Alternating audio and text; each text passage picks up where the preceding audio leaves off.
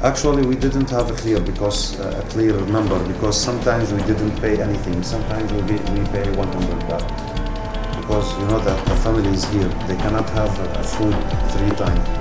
But with just a lady, because they are pregnant, they have to eat 2 times.